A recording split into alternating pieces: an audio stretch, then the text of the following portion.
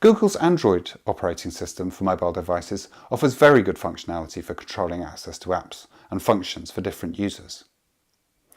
Whereas Apple iOS only provides one restricted profile, which has to be switched on and off from within device settings, as we've seen, Android allows multiple user profiles, each of which can have its own name and settings for which apps and functions are available to it. Switching between profiles is fast and easy, and if you have multiple users with different needs who need to use the same device, this can be a very valuable feature indeed. Android does not have an equivalent to guided access, however, where users can be locked into a single app. There are third-party apps available, such as SureLock, which do offer this functionality, but we haven't tried these, and so far the solutions we've seen are not free, but the possibility does exist if it's important to you, and you own or are considering an Android device. To set up a restricted profile on an Android device, go to Settings, then select Users. Here you will see a list of current users and the option to create a new user profile. Click on Add User or Profile and select Restricted Profile. You'll need to set up the lock screen with either a pin or a pattern so that the restricted users won't be able to access the master profile.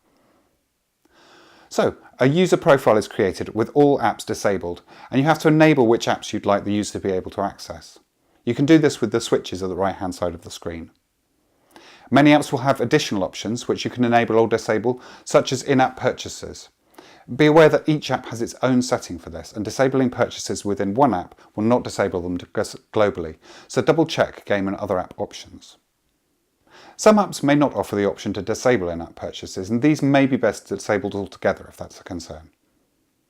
To switch users, simply pull down the menu drawer from the top right of the screen and select the desired user. A key function of mobile devices is internet access. There is a seemingly almost infinite amount of information out there on any conceivable subject, and you should be very wary of allowing young or vulnerable users unrestricted or unmonitored access to the internet. If you do give users access to the device's internet browser and you use Google as your search engine, you may want to switch on Safe Search to filter out adult content from search results. This is accessible from the Google homepage, where you can choose appropriate settings for the user. On Android tablets with multiple user profiles, individual settings will be saved with each user profile. Safe Search is a good precaution to prevent accidental accessing of inappropriate content, but it isn't perfect, and you should still be wary of allowing extended unmonitored access to the internet. These safety features of Apple and Android operating systems can lock out a lot of potential risks for young or vulnerable users, but it's also a good idea to instill a sense of self-protection.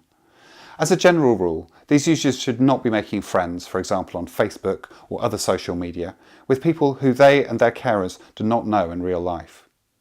There is also always the possibility that people online are not as they appear outwardly to be, and it does no harm to be wary without being paranoid. As for appropriate interaction, the best advice I've heard is that you shouldn't say anything to anyone online that you wouldn't say in front of your grandmother. Stick with that and ask the same of others, and you'll usually be okay.